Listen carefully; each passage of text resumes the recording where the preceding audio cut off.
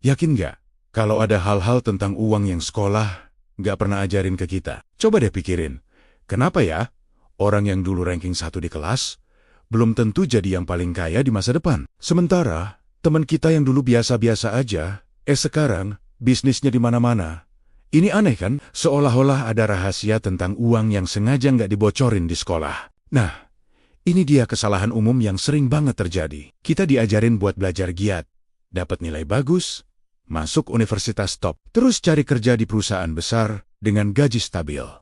Pola ini disebut rat race atau perlombaan tikus. Kita kerja keras buat dapat gaji, bayar cicilan, terus kerja lebih keras lagi buat naikin gaji, tapi cicilannya juga ikut naik. Akhirnya, kita lari di tempat, capek, tapi nggak pernah benar-benar maju secara finansial. Kita terjebak dalam siklus, cari uang dan habiskan uang. Sekolah ngajarin kita cara jadi karyawan yang baik, tapi lupa ngajarin cara jadi pemilik atau investor yang cerdas. Kita jadi ahli dalam bekerja untuk uang, tapi nggak pernah belajar gimana caranya membuat uang bekerja untuk kita. Sekarang, mari kita bedah pola pikir orang kaya. Ini bukan soal hoki atau warisan semata, tapi soal cara mereka memandang uang. Ada dua konsep kunci di sini: aset dan liabilitas. Sederhananya, aset adalah sesuatu yang masukin uang ke kantong kita. Sebaliknya, liabilitas adalah sesuatu yang keluarin uang dari kantong kita.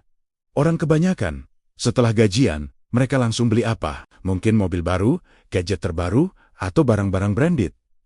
Semua itu liabilitas. Kelihatannya keren, tapi nilainya terus turun dan butuh biaya perawatan. Uang mereka habis untuk hal-hal yang menguras kantong. Orang kaya beda. Waktu dapat uang, prioritas utama mereka adalah membeli atau membangun aset. Apa contohnya? Bisa properti yang disewakan, saham perusahaan bagus yang kasih dividen, reksadana, atau bahkan membangun bisnis sendiri yang bisa jalan tanpa harus mereka awasi setiap saat. Uang dari aset ini, yang disebut passive income, mereka putar lagi untuk beli aset lainnya. Semakin banyak aset, semakin banyak uang yang masuk tanpa harus bekerja aktif. Lihat polanya, mereka fokus membangun sumber penghasilan, bukan menghabiskan penghasilan. Contoh nyata, lihat aja gimana investor legendaris Warren Buffett. Dia nggak beli mobil mewah setiap tahun. Uangnya dipakai buat beli saham perusahaan yang dia yakini bagus. Hasilnya, uangnya terus berkembang biak, membuat dia jadi salah satu orang terkaya di dunia.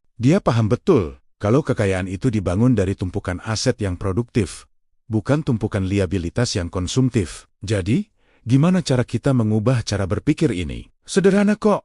Mulai dari sekarang, setiap kali kamu mau keluarin uang, tanya ke diri sendiri. Ini aset atau liabilitas? Nggak perlu langsung drastis. Mulai dari yang kecil. Misalnya, daripada uang ngopi setiap hari di kafe mahal, coba deh, sebagian uangnya kamu sisihkan buat beli reksadana pasar uang atau saham yang harganya terjangkau. Anggap aja kamu lagi nanam pohon uang. Awalnya kecil, tapi kalau dirawat terus, lama-lama bisa jadi besar dan menghasilkan buah. Ubah mindset dari, aku harus kerja keras buat dapat uang menjadi, gimana caranya uangku bisa kerja keras buat aku? Setiap rupiah yang kamu hemat dan investasikan hari ini adalah karyawan kecil yang kamu pekerjakan untuk masa depanmu. Ini bukan berarti kita nggak boleh menikmati hidup, tapi kita harus lebih cerdas dalam menentukan prioritas. Coba deh, sekarang kamu berhenti sejenak dan pikirin, dari pengeluaranmu sebulan terakhir, mana yang masuk kategori aset dan mana yang liabilitas. Tulis di kolom komentar ya, kita diskusi bareng. Kalau video ini bermanfaat, jangan lupa like dan subscribe akun ini. Terima kasih sudah nonton, sampai jumpa di video selanjutnya.